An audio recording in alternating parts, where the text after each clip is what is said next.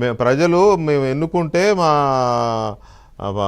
పలానా ఎమ్మెల్యేలు 11 మందిని ఎన్నుకుంటే 11 మంది అసెంబ్లీకి వెళ్లకుండా రోడ్లెమ్మడి తిరుగుతున్నారు, వీళ్ళ మీద చర్య తీసుకోవాలని కూడా కంప్లైంట్ చేయాలి డీసీల బుక్ ఫోన్ చేసి. ఏమిటంటే సత్యమూర్తి గారు, ఆయన పార్టీ అంతా చెల్లాచెదురుగా ఉంది, ఒక గమ్యం లేని వ్యవహారం ఉంది. ఆయన కూడా ఒకరోజు ఇక్కడ ఉంటే 10 రోజులు బెంగళూరులోనే ఉంటున్నాడు. లేటెస్ట్గా భారతి గారు ఏదో వ్యవహారాలు చూస్తారని వార్తలు వస్తున్నాయి. చెదురైపోయిన కార్యకర్తలకు ఏదో ఒకటి చెప్పాలి అని ఒక భరోసా ఇచ్చే దీంట్లో ఇది వదిలేడు అనుకోవాలా? అంటే ఇది కార్యకర్తల భరోసా ఇస్తుందా? ఇది భరోసా ఇవ్వదు, ఏమివ్వదు, ఇంకా డిమోరలైజ్ అవుతారు వాళ్ళు. జగన్మోహన్ రెడ్డి అదే కూటమి ప్రభుత్వం అధికారంలోకి వచ్చిన కరెక్ట్గా 14వ రోజు రాష్ట్రంలో శాంతి భద్రతలు క్షీణించినాయని చెప్పాడు. ఢిల్లీ వెళ్ళి ధర్నా చేసి వచ్చాడు. ఆ తర్వాత పోలీసులకి వార్నింగ్ ఇచ్చాడు, బట్టలెప్ప తీసి కొడతానన్నాడు. ఇక సుబ్బారాయుడు లాంటి వాళ్ళ పేర్లు అయితే డైరెక్ట్గా పేర్లు తీసుకొని వార్నింగ్ ఇచ్చాడు. 10 మంది దగ్గర అన్నాడు 10 మంది విషయంలో.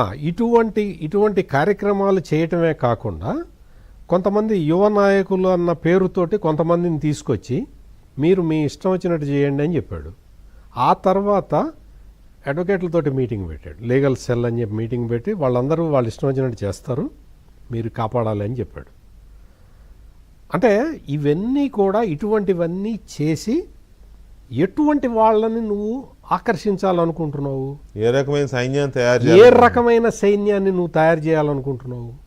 మొత్తం తెనాలి ఐతానగర్లో ఆ ముగ్గురిని పోలీసులు రోడ్డు మీద కూర్చోబెట్టి కాళ్ళ మీద కొట్టిన కేసుని తీసుకొని నువ్వు ప్రజల్లోకి వెళ్ళావు అంటే నువ్వు ఏ రకమైన రాజకీయం చేయదలుచుకున్నావో ఆ రోజు నుంచి ప్రజలకు అర్థమవుతూనే ఉంది. అంటే తెనాలి ఐతానగర్లో వాళ్ళందరూ కూడా గంజాయి బ్యాచ్ అనేది మొత్తం తెనాలి మొత్తం తెలుసు, ఐతానగర్ ఒక్క దాంట్లోనే కాదు.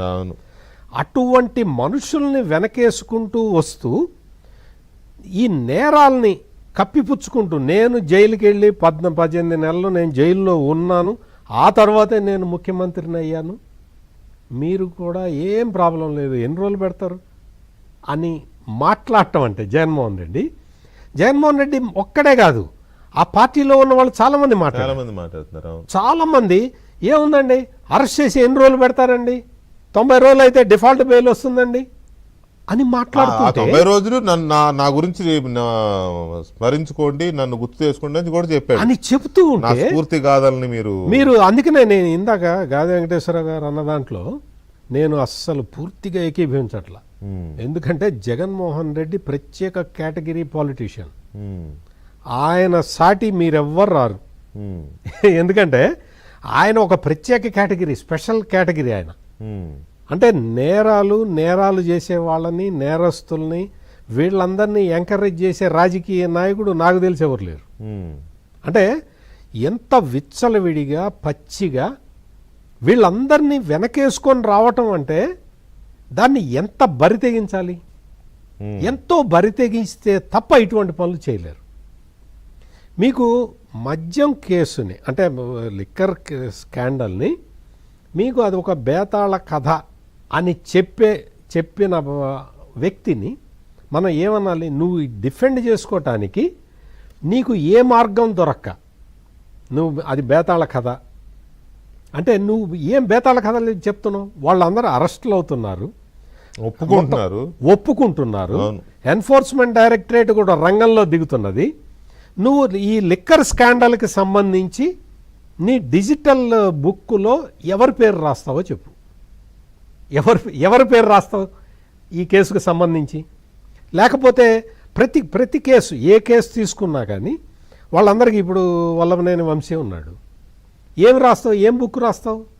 ఆ బుక్లో ఎవరి పేరు రాస్తావు? వాళ్ళ కోసం కాదుగా పెట్టింది. వైసీపీ కార్యకర్తల పేరు తీసుకోబడవు అక్కడ, ఇతరుల పేర్లు లేకపోతే అమాయకులు, ఆ డ్రైవర్ సుబ్రహ్మణ్యం లాంటి వాళ్ళు అమాయకులు వాళ్ళ గురించి తీసుకోవచ్చు. అంటే క్లారిటీ ఉంది, వాళ్ళకి ఆ క్లారిటీ ఉంది. అంటే ఇది అంతా కూడా కార్యకర్తల్లో ఇవాళ మీరన్న పాయింట్ ఇవాళ జగన్మోహన్ రెడ్డి క్లారిటీ ఇచ్చాడు. మనం